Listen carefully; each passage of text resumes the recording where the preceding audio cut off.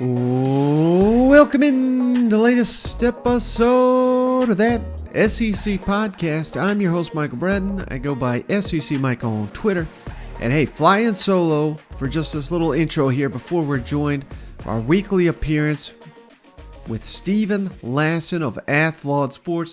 We're going to talk every single upcoming game here this weekend in the SEC slate and a number of coaching rumors, speculation, awards, all kinds of good stuff with Stephen. So great show lined up for you. But hey, we got to start right there with the coaching front. Latest rumors and rumblings here. Right as I was set to record, we had a report. Lane Kiffin to Auburn, going to resign on Friday and head on down to the Plains by Saturday. I'm hearing not true. And I've heard this from multiple people there that I touched base with out of the state of Mississippi. They do not believe this is accurate information, and on a lot of fronts. I mean, there's a pretty big Iron Bowl on Saturday. Was Lane Kiffin really going to jump ship and join on Friday prior to that? Seems like that would be a giant distraction, but that's just something to think about. But no, I've heard from a number of people this is not accurate information. And again, that does not mean Lane Kiffin won't be the next Auburn coach.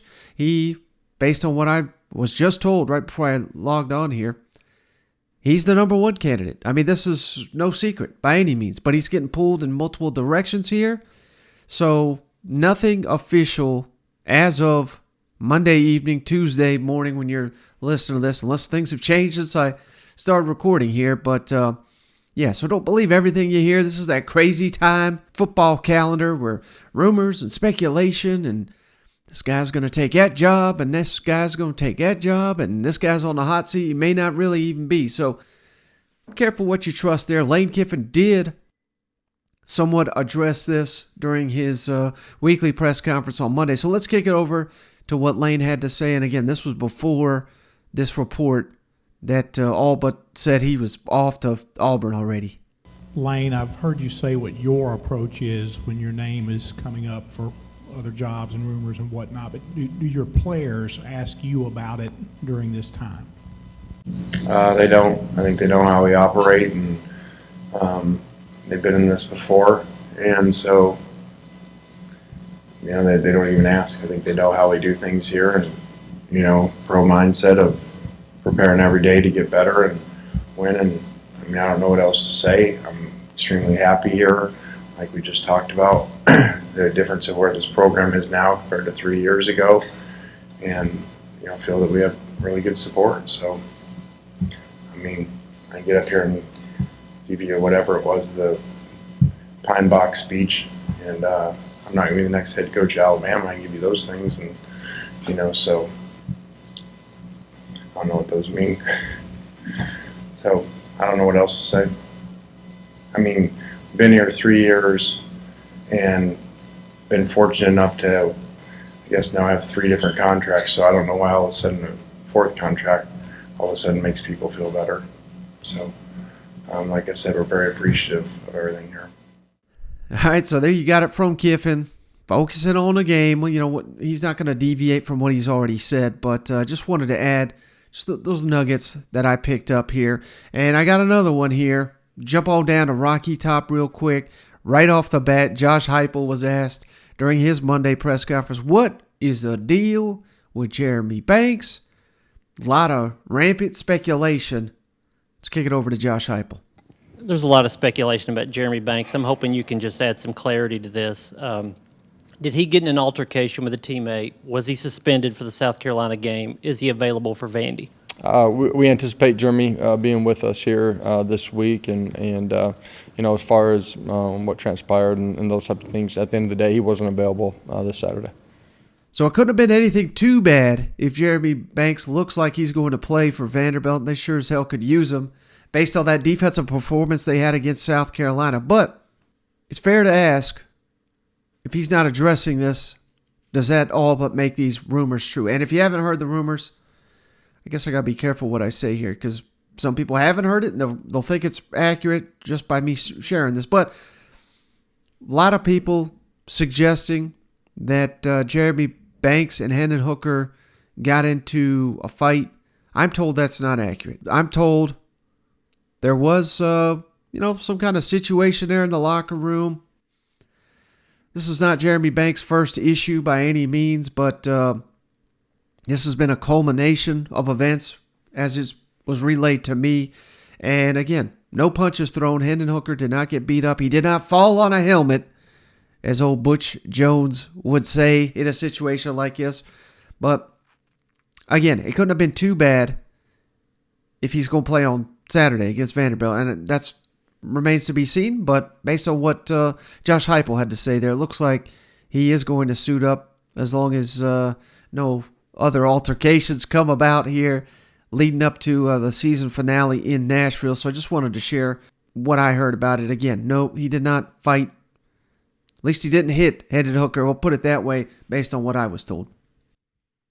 And last little nugget here before we get to Steven Lassan. This is something we kind of hit on, but optimistic update from Jimbo Fisher heading into this LSU game.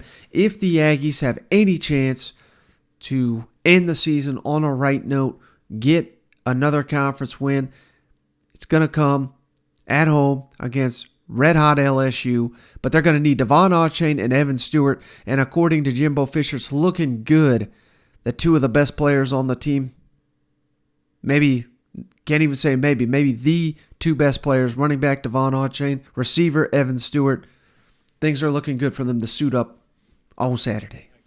Speaking of perseverance, obviously some injuries to some key guys. Do you see Evan Stewart and Devon Achane coming back this week? Very hopeful. I'm very optimistic about that. I can't say that for sure. You don't ever day-by-day things, but feel very, very optimistic.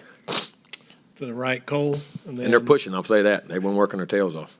So, hey, I just wanted to give a little silver lining there for them Aggies. I know it's been a rough go of it, but there is an opportunity Saturday to close the season on the right note, get you an upset win, a ranked win, big-time win there for Jimbo and company. All of that opportunity is at your doorstep here. Let's see how they close it out. But, hey, that's enough of me sitting here spieling. Let's kick it over to our weekly interview with Steven Lassan of Athlon Sports. All right, we're pleased to once again be joined by friend of the show, Steven Lassan, back for his weekly appearance. You know him as Athlon Steven, senior editor at Athlon Sports. And don't forget to check out his outstanding YouTube channel, All CFB 365. Steven, my friend, thanks for joining us. Hey, Mike, it's good to be back on the show. It's always good to be talking with you. And it's even a better time when we got rivalry games. We've got the conference championship coming up. So I'm excited. It should be a fun week of games. Well, before we get to the rivalries, unfortunately, we have to talk about South Carolina beating Tennessee real quick because that was just such a stunner. And I want to do a little flashback, Steven, because you're pretty spot on most of the time. I call you the college football encyclopedia for a reason. You know, I respect your opinion more than just about anybody else out there. Yet even you were ready to bury Marcus Satterfield with the rest of us. I was in that camp too. But after that performance, it was historic. I don't think I've ever seen anything like it. They made a defense just look downright pathetic. Are you ready to apologize to Marcus Satterfield? And does he keep that job now that they just thrashed the Big Orange? Mike, I don't know if you know this, but I've always been a big fan of Marcus Satterfield. I've always said that once he gets his system in place and he can use the plays that he needs, South Carolina's offense is going to take off and score, 40, 50 points in the SEC. Shame on me. I thought about that on Saturday while I was watching the game. I was thinking, man, I think I told Mike that South Carolina didn't want to get into this back and forth game with Tennessee because of the way Tennessee could score and the way this has gone for South Carolina this year. Man, was I wrong? And do I look like an idiot today? In all seriousness, I guess my question with this is, where has this been all year for South Carolina? Why did it take till November at the end of the season to show that kind of firepower on offense? Tennessee certainly has some deficiencies in the secondary and struggles to stop the pass, but I mean, that's the Spencer Rattler I thought we would see back in the offseason. The arm talent, the putting the ball into tight windows, like all of that stuff he showed at Oklahoma, and you thought he could do that at South Carolina. Maybe not to the extent we saw against Tennessee, but a lot more consistent production. So I'm still skeptical that that is a job saver, because when you look at the rest of the resume, there's a lot to be desired if you're South Carolina.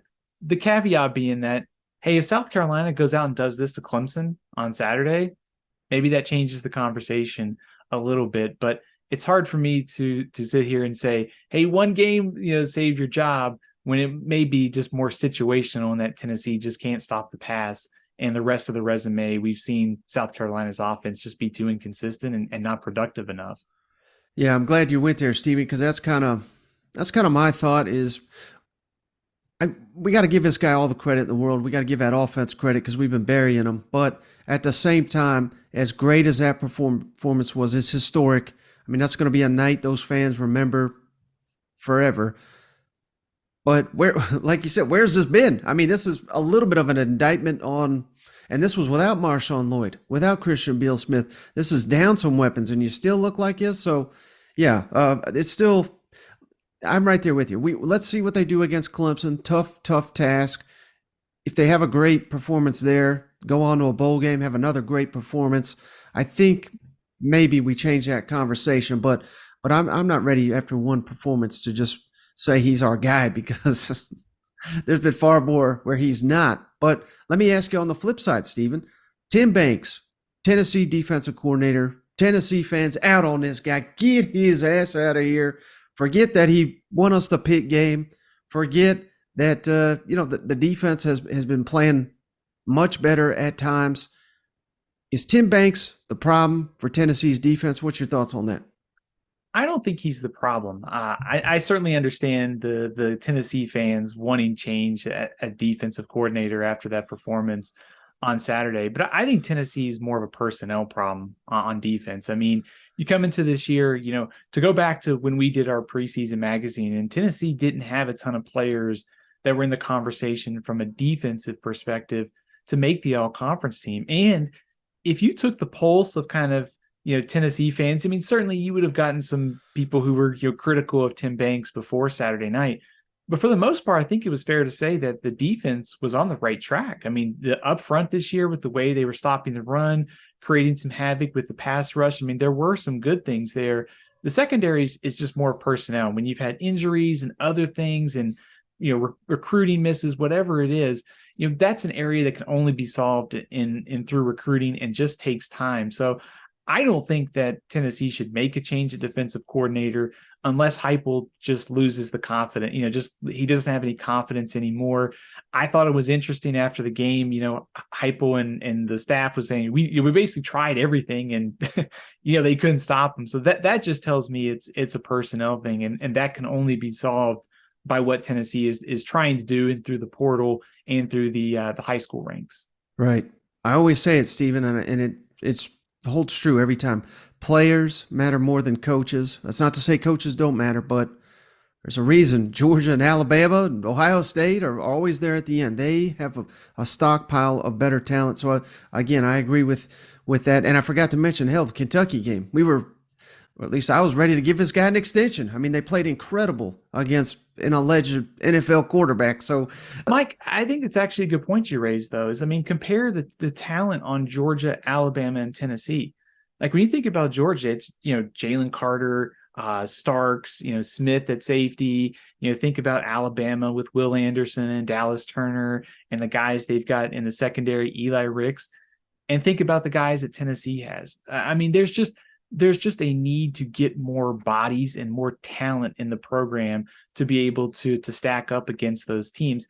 I trust Heupel and this staff to figure out offense. They're going to score points every year with, whether it's Joe Milton or someone else at quarterback next year. But solving the defense was always going to be a question mark this year and going forward. And that's what they're going to have to solve if they want to consistently challenge Georgia and Alabama and the other programs when the SEC expands to 16 and we do away with divisions. Now, what's your thoughts, Stephen, on Billy Napier down there. Now that he's lost to Vanderbilt, that was just awful.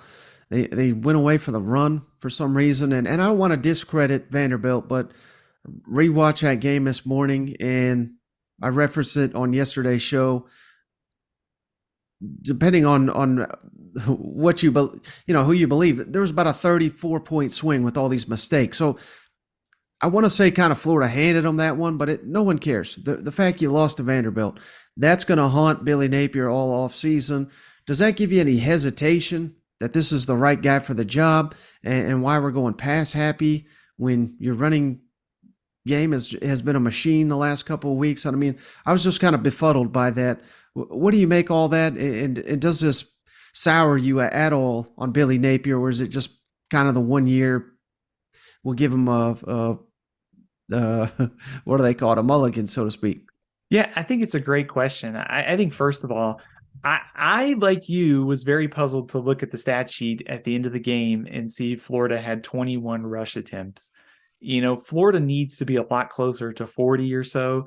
And Etienne and Montrell Johnson and Anthony Richardson on the ground is your best chance to win games, especially when Vanderbilt's had trouble against the run all year. So it was really puzzling to see how that game played out. And then, of course, looking back and seeing the stats and seeing the carries for Florida, I think in the big picture, and maybe I should answer this question under ducking here, it doesn't sour me any on Billy Napier. I think it raises your concern level just a little bit and wondering why they came out just so flat in a spot that they were favored by 2 touchdowns or so in a game, frankly, they shouldn't have lost, even though they're not quite at the Florida level of talent across the board we're used to seeing. So it does raise some questions, but I think it gets back at the same thing when we talk about Tennessee is, Florida from a roster perspective just needs more talent. They need more guys who can make plays on offense in the passing game at receiver.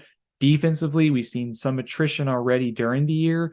They need more talent on that side of the ball. So I'm Mr. Patience here, I guess. I'm willing to give Billy Napier and his staff not necessarily a second chance. I'm willing to believe they're going to get this right. We've seen reasons to think that. This was a clunker on Saturday. I'm curious to see how they come out and play against Florida State, because I think they should be motivated. And, frankly, they've played up to teams this year, so it would be the trend to do so again this week. Now, one of the biggest questions just looming in all the SEC right now, Stephen, Lane Kiffin, what is he going to do? We're all hearing all the smoke with the Auburn job. Will he stay at Ole Miss? Will he go to Auburn? A week from today, Stephen, will know this answer. So I guess I'm putting you out there. Do you have a prediction or thoughts, or just what do you think? Where do you think Lane Kiffin is working a week from now, I guess, is the best question. Man, I'm still cleaning up the egg on my face from the Marcus Satterfield prediction. So, I mean, maybe I shouldn't make any predictions here. No, in all seriousness, you're right. I think this is coming to a conclusion really fast because of the Egg Bowl this weekend and also the looming roster and transfer situation across the board and recruiting. Personally, I have a hard time seeing the fit. That's something I keep going back to in all this. Like, I get the money angle. I get the NIL thing. I also understand it's much easier to win a national championship at Auburn. The fit seems a little weird to me for Lane Kiffin. Now, I think if he's the next coach, he'll crush it there. I mean, he'll do all the things, and Auburn will be a lot better right away and long term. But my guess is that I think he'll probably stay at Ole Miss, but that's like 51-49 in terms of confidence level. Okay. Well, how about on the other side of that, Stephen? Mike Leach. I don't know if he's really on the hot seat or not. He did just get an extension, but it came late, and that's what they do down there, all the schools at Mississippi, because you can only sign someone to a 4-year deal. But he's 0-2 in the Egg Bowl. I think it's safe to say they've underachieved, but not horribly. If they win on Thursday, what'll they be, 8-4? That's not terrible, but I was thinking 9-3, possibly even 10-2, and 7-5 with 0-3 in the Egg Bowl. Any possibility with the new AD coming in there, you could see this being the final game of the Mike Leach era at Mississippi State? I would be surprised if there's a coaching change there. The only caveat to that is Mike Leach he's Mike Leach. Like, he could decide he wants to go, like, backpack Wyoming into Mexico tomorrow and walk away, and none of us would be surprised. But I do think that in the big picture, this was an opportunity for Mississippi State this year. A very veteran team with a quarterback who's entrenched in that system. I assume he'll be back next year, and maybe you can put the pieces together to make another run at it. But the West in its current form is not going to get any easier with Auburn getting better under whoever the new coach is. You have to assume that A&M will be better, whether it's under Jimbo or someone else in 2 years. So, there was an opportunity there for Mississippi State to break through and maybe finish a little bit higher in the standings. And I think there has to be a level of disappointment. I think that he'll be back next year. I think the question is whether he can get Mississippi State to that next level. And especially with the new AD coming in, I think that sort of raises the potential for something to happen maybe after 2023 or 2024. Final coaching question I got for you, Stephen. I just wanted to pick your brain and if, just wanted to get your thoughts on this. But I don't know if you saw this, but the Frank Broyles Award semifinalist was announced on Monday, and we got 4 candidates from the SEC. We got Alex Golesh, the Tennessee offensive coordinator. We got Matt House, the LSU defensive coordinator. Pete Lembo, the South Carolina special teams coordinator. And Todd Monken, the Georgia offensive coordinator. If Stephen Lassan was giving out the Frank Broyles Award, and it has to go to one of these SEC assistants, which one are you honoring here? Man, that's tough, because like all of these you can make a pretty compelling case for. I really like what Pete Lembo has done with special teams. And I mean, it is kind of weird to give it to a special teams coordinator, but how valuable that group has been. I can think of 2 wins that South Carolina not necessarily has, but the Georgia State game and Texas A&M, the way that special teams shifted momentum for South Carolina, I'd be willing to give it to him. Matt House at LSU, with the way that they've been kind of having to figure this out on the fly with all the transfers and using Harold Perkins, I would probably give it to one of those 2, either Pete Lembo or Matt House. My favorite thing about a question like that, Stephen, I mean, these are all great candidates. They're all deserving.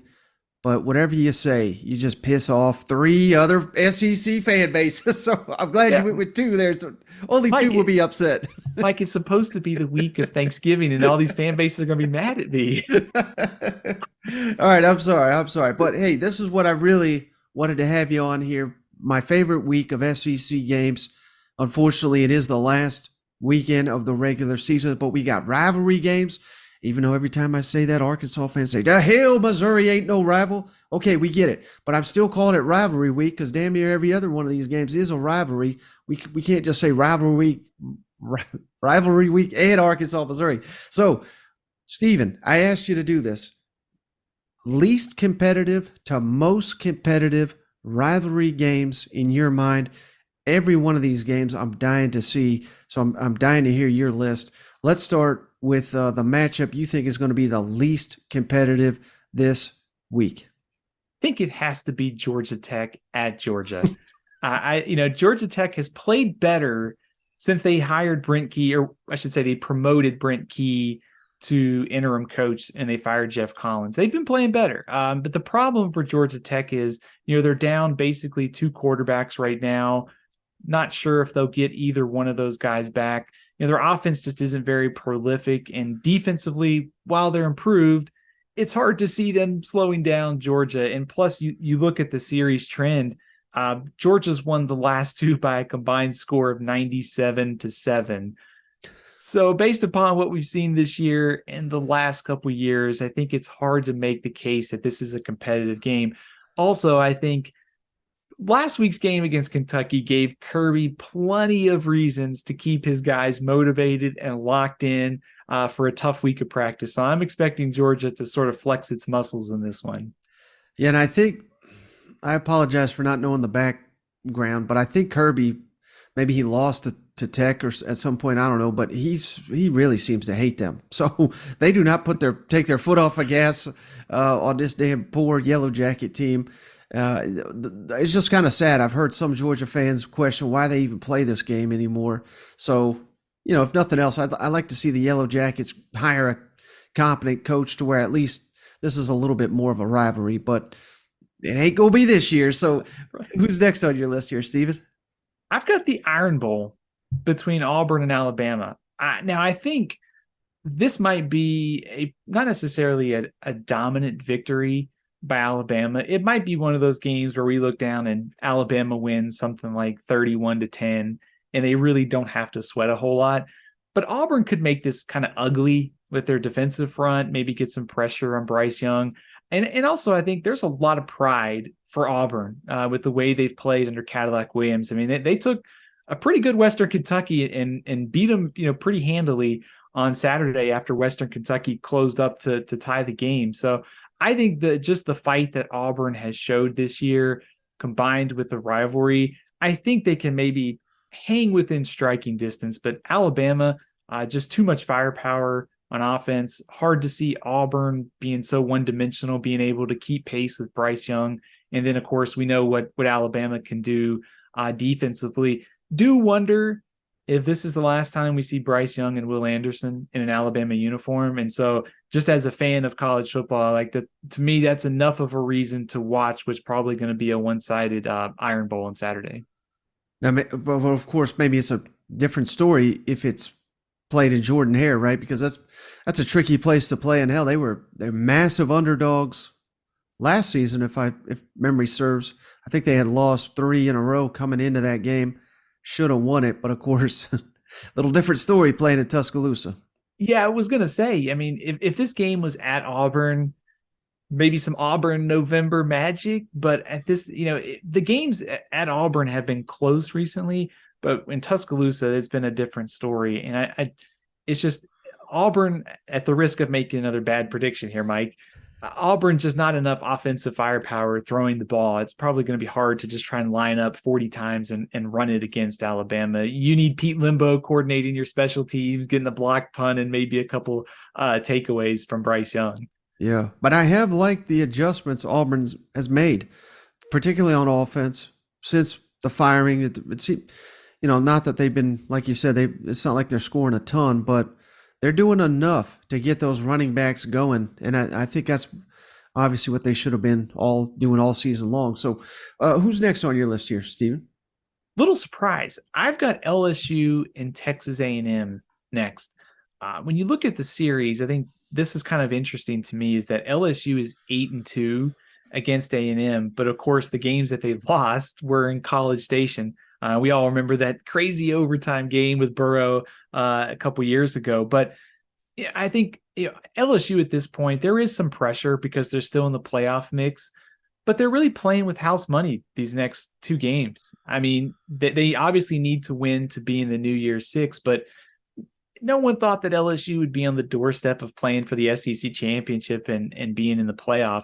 And you also just look at the way that A&M has played offensively. I mean, Saturday against UMass was a struggle. I know the weather was bad, but if they're having trouble scoring against UMass and some of these other teams in the SEC, LSU's defense, with the way that they can create havoc with Ojulari and Perkins in this game, a struggling offensive line is not a great matchup for A&M. Also not sure if A-Chain and Evan Stewart play. I mean, if those 2 guys don't go for A&M, it's really hard to see how they can get enough points. And I like the way that LSU's offense rebounded after the Arkansas game against UAB on Saturday. So I think LSU, they're only favored by 10, but I like them by more than that. Now, I probably should have researched this before I even asked you, Steven, but Max Johnson, I guess I remember he hurt his thumb. He may be out for the season, but any chance you throw him out there? Because, hell, he knows this team. And Connor Wigman, whew, I mean, he looked great one week, and then he looked pretty rough against UMass. Would you stay with the youngin or go with the more experienced option, if that's even an option? I think you have to stick with Connor Wigman at this point. I think he's your guy. He's your guy for next year. You've got to let him learn. And I think if you're A&M, you're hoping that maybe you get some guys back.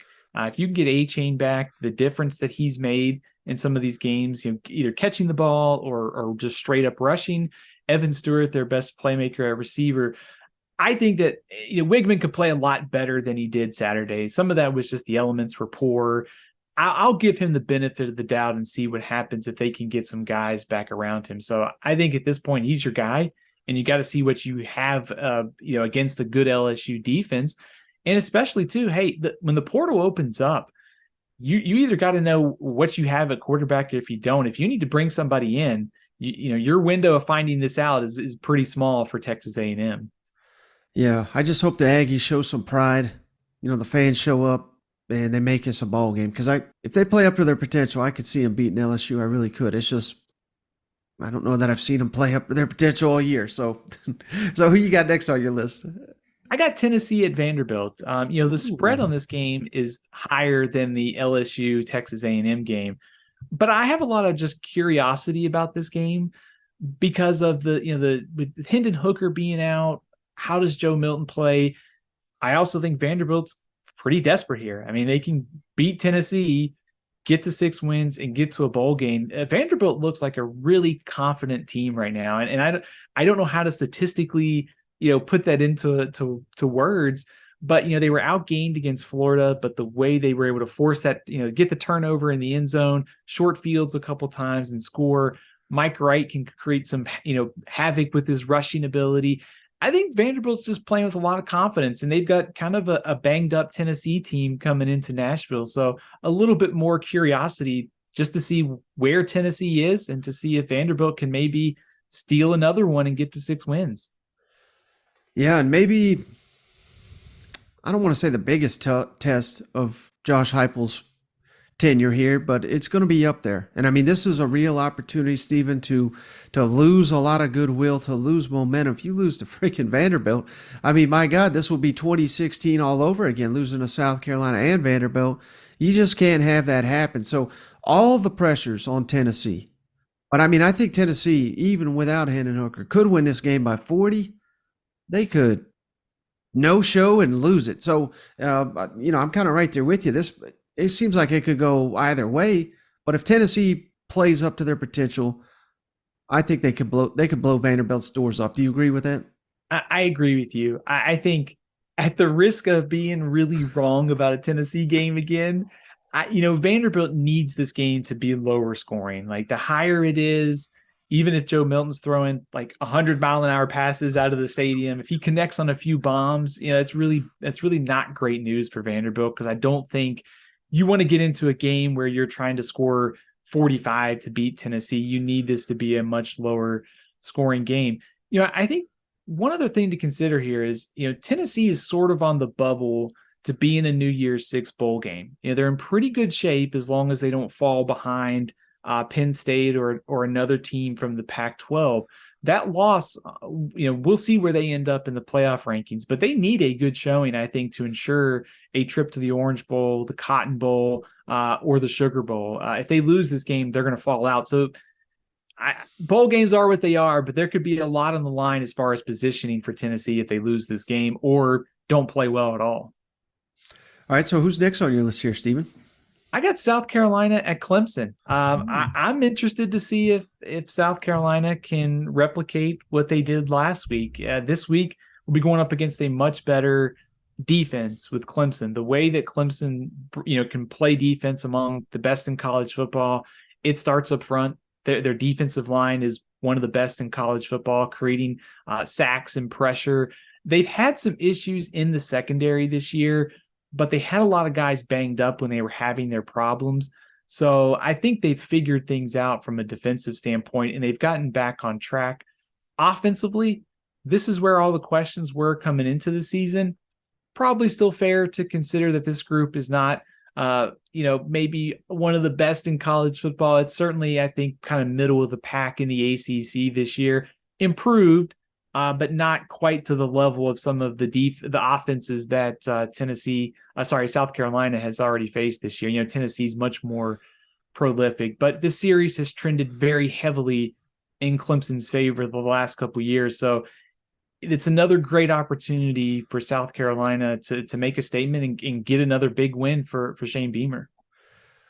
Do you think it's fair to say this is the toughest, or maybe not toughest, but maybe the most attainable goal for Shane Beamer there in South Carolina? I mean, I know those fans, they want to win the East, they want to go to Atlanta, but is that more attainable, or is kind of flipping the script on Clemson? Not saying you beat them every year or anything, but just maybe you beat them 50% of the time, or what have you. Do you think that's more attainable, or climbing the SEC to be an SEC contender? Which one do you think is more attainable for Shane Beamer's program? I think it's beating Clemson. And just to give you an idea of what's at stake for Clemson on Saturday, they have won 40 games in a row at home. They have been dominant and hard to beat. So if South Carolina can go into the Clemson and get a win, that's another huge check for Shane Beamer in this program. South Carolina's offense, the last, I think, 2 times they've played Clemson, it has not gone well. So even if they just get something going in this game offensively and it's much more competitive, that would be a good sign, I think, for the Gamecocks. So I think to answer your question more specifically, I think it's going to be really hard for South Carolina, especially when divisions go away and you're trying to get past Alabama and LSU on a consistent basis in Georgia. I think you could pick off Clemson a lot more frequently than they have the last 10 years or so. All right, so we're winding down to the top games here, Stephen. Who's next on your list?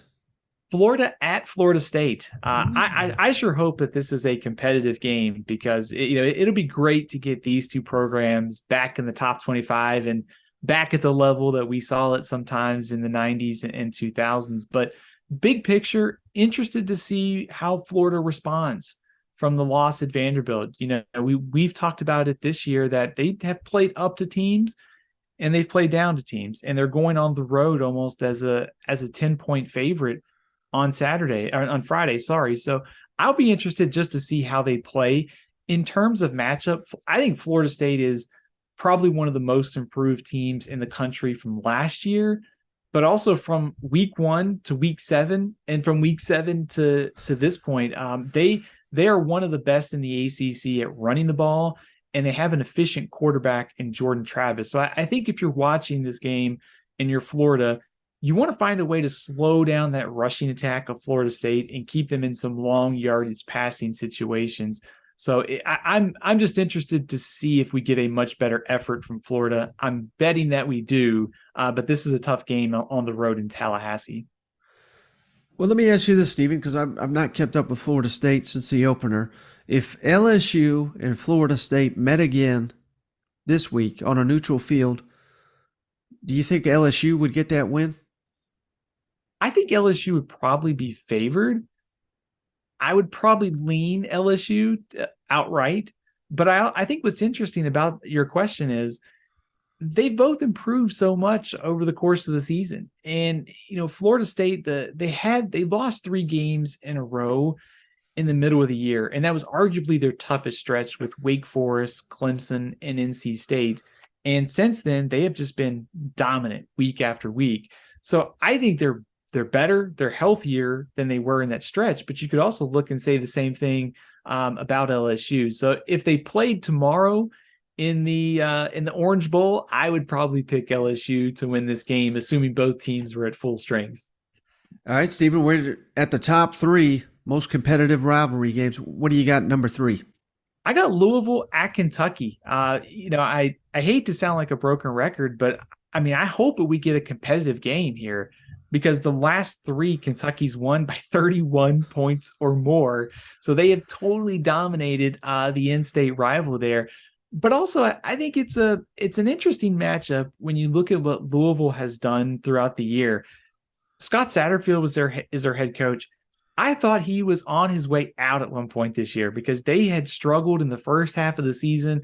They lost a bad game at Boston College.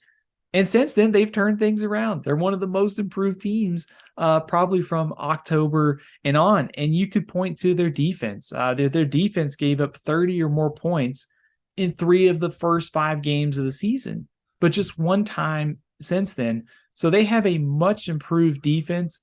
there is an injury to watch here for Louisville, and that is quarterback Malik Cunningham. He didn't play last week. Brock Doman filled in, played pretty well, but Cunningham is a much more dynamic player. So if Kentucky doesn't have to face him, that's a huge advantage for the Wildcats.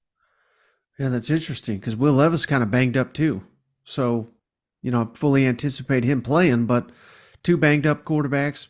Could be the last time we see Will Levis in a Kentucky uniform. Who knows? But, so this is going to be interesting because I know these two sure do hate each other. So anytime we got two programs hate each other, we're in for a good old time. Who knows? There's probably going to be punches thrown. I'm just guessing. Should note that Louisville is very good at getting to the quarterback this year. They lead the ACC in sacks. That's probably not what Will Levis and Kentucky fans want to hear. But, if you're right, I think there is some motivation on Will Levis's part to finish out his Kentucky career at home on a high note. All right. So which game's number 2 on your list, Stephen?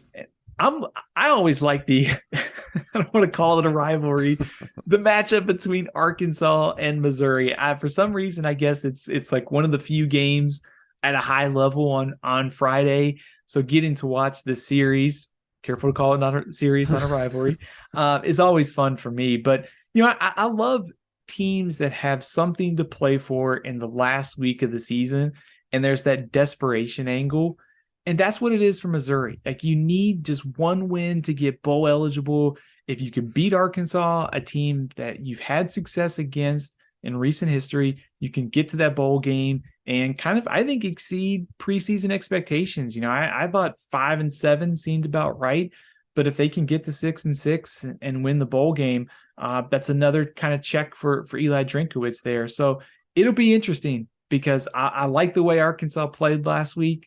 KJ Jefferson coming back makes a huge difference for this team, and you've got a desperate Missouri team on the other side. So this should be a fun one. Yeah, Stephen, and they could claim it's not a rivalry. I guarantee you, I will post an Eli Drinkowitz clip this week. What I like to do, I chop up these press conferences and I put it up. Arkansas fans will mock him for 3 days. So you could say it's not a rivalry, but why the hell do you care about Drinkowitz so much? I don't know, but this is going to be a good game, Stephen. Hey, Arkansas, I've not hit it how much I like them, but they're inconsistent. They play like they did against Ole Miss, they'll blow the doors off Missouri. They play like they did against Liberty or LSU or a couple other games this year. They could lose this game, and so man, I'm very much interested in this one. It's a trophy game.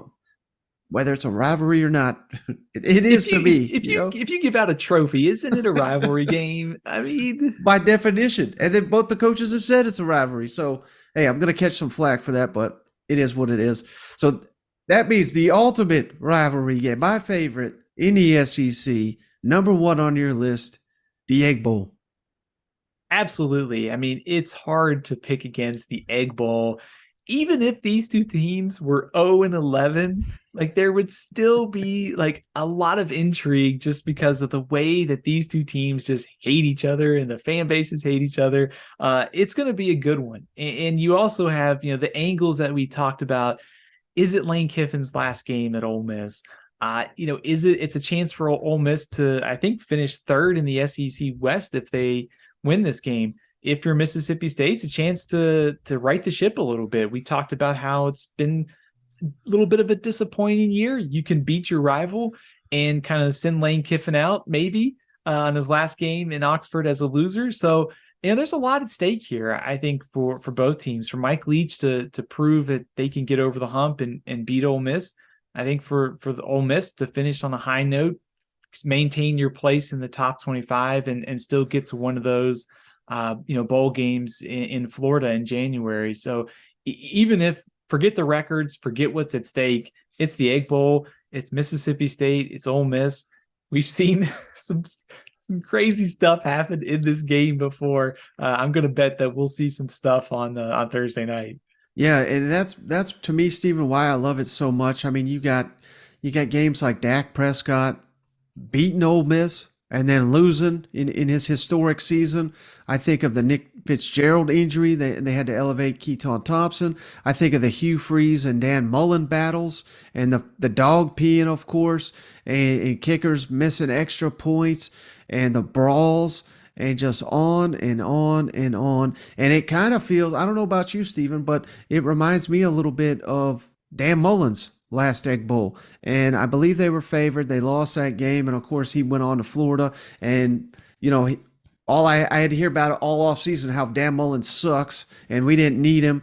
And, he was preoccupied with getting a job. Well, hell, now the shoe's on the other foot with Lane Kiffin. So, there's no way to predict how this is going to play out because we don't know which team's going to be more motivated. We don't even know if Mike Leach will show up. He may be already be in his pontoon boat down in Boca or something like that. So, man, this is going to be a good time. It really is. I know one of the narratives about Ole Miss is, well, Lane Kiffin might be distracted. It might be true. I do think that, probably where they're going to end up in the SEC and nationally is probably where they were in terms of team strength all year. It's that some of those things weren't apparent as the year has gone on. And they've also caught some of these opponents at just terrible timing. Like to go to Arkansas a week after you played Alabama and then having to look ahead to play Mississippi State. It's been terrible timing. But man, to your point, if Lane Kiffin loses this game and then he leaves to go to Auburn, he will never hear the end of it. And of course, Ole Miss fans will rightfully probably not let him forget if he was coaching this game distracted. But, based upon the way that the last two have played out, I think you could see why Ole Miss is favored in this game. Both defenses can give up some yards. If you're Ole Miss, you're going to be willing to bend a little bit.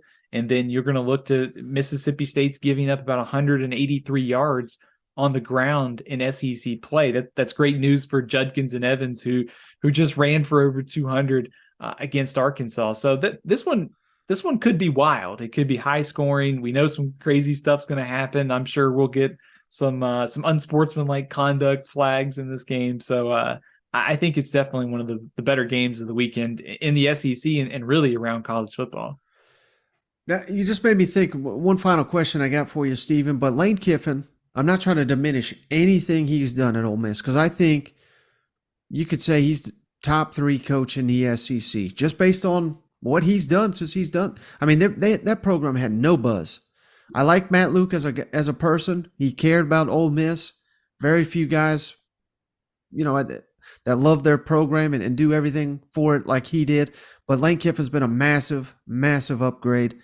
Having said all that, Stephen, I've heard a couple people ask this, and I've not heard a good answer, so I'm just kind of curious to get your thoughts. What is Lane Kiffin's best win at Ole Miss? Because I can't really think of one that it's like. They've won some ball games here, but I can't think of a signature win. Can you? It's a great question. The game against Kentucky this year was certainly high profile at the time. And a lot of buzz around the program, the game itself, because of the rankings. Maybe it's the Egg Bowl twice. In terms of just fan base and appreciating the rivalry, that would probably, if I'm an Ole Miss fan, I would appreciate the fact that, hey, if they win this game and go 3-0, I think that would be something in his favor. But you're right. They didn't beat Alabama when Alabama was at its most vulnerable. They had the win over Tennessee last year. That was something in Knoxville. But yeah, I do. That's a good question. We'll see where this ends up. But after that might be a good off-season project just to dig into the wins of Lane Kiffin at Ole Miss. Right, and just having said that, again, I'm not trying to take away anything from him because I think he's a great coach. He's done a great job. But I wonder if his antics. He's funny. He says all these things. He tweets all these things. I wonder if that builds up his allure and his resume a little bit more than it should. But I don't know. There's really no answer to that question. I'm just kind of thinking out loud here. But something for Auburn, and maybe people like me who's saying, well, he should be the next Alabama or Texas coach. Maybe I got to pump the brakes until he wins a big old game. Well, I guess maybe the counter to that is if you're Ole Miss, wouldn't you do you have to have a signature win at this point when the program was where it was and he's gotten you to this level? And you may finish this year with, however many wins they finished. They got to the Sugar Bowl last year and they turned things around that quickly. I mean, I guess maybe he's exceeded some expectations for me this year. So I'm okay with the fact that maybe they don't end up with a major win this year. They didn't beat Alabama, because coming into the year, I wasn't sure how this was all going to fit together. Transfers and bringing in guys from, Central Michigan, Iowa State, Auburn, and USC, and trying to TCU to try and mesh these all together, I think speaks well to his coaching ability. So I guess there's some give and take, I guess, maybe on the best win thing. Does that make sense? Yeah, and to your point also, now that I'm sitting here thinking about it, he doesn't have any embarrassing losses either. And right. And that is something which fans will gloss over that, but hell, the Heupel just got one. Stoops has had a couple. I mean, Vanderbilt this year. Leach has had them. On and on. Napier just had one. So, I mean, that is not something to be taken for granted. I apologize, Lane Kiffin, for doubting you. You're going to get a retweet now on his. All right, Stephen, I've taken up enough of your time. Thank you, as always. I appreciate you hopping on the show, talking some SEC football. Before you go, can you tell all the listeners where to find your work? Absolutely. Want to say before I plug all my stuff, I hope everybody has a great Thanksgiving out there. Mike, hope you do too. You can follow me on Twitter at AthlonSteven. You can check out my work at athlonsports.com. And you can also follow me on YouTube at AllCFB365. Oh, wait, I'm sorry, Stephen. One more question, because you just made me think of it. Thanksgiving. What's Stephen Lassan's go-to Thanksgiving, whether it's a meat, a side, anything? What's your go-to? Man, I'm afraid I'm going to take a lot of heat for this. I'm a ham guy. I like, my power rankings are ham and then turkey, but like both, I prepare, I don't eat breakfast, skip dinner, one meal, and just go all out in terms of ham and turkey, get all the sides, got to get the stuffing, you got to get the cranberries, save room for pumpkin pie and dessert. So we're making one stop on Thursday and planning to I plan to eat accordingly before the Egg Bowl on Thursday night. Just want to say thanks again to Stephen for joining the show. I hope you guys appreciated that as much as I do. Stephen's one of the best out there. Would not be having him on once a week if I did not think that he's among the best covering college football, covering the SEC out there. So thanks again, Stephen. And that's going to do it for this episode of the show. Cousin Shane will be back, and we're going to be breaking down these games. We're basically going to preview them and then predict them because it's a short week. So games starting on Thursday. Got multiple games on Friday. And, of course, Saturday's action. Soak up all this content, all this football, because it won't be long before we're dying to see some content. Spring football. I'm getting down just thinking about it. Soak it up. That's all I'm trying to say. Let's have a hell of a close to the season. Cannot wait for this weekend. All the action, all the delicious food. But that's going to do it for this episode of the show. We'll catch you on the next one.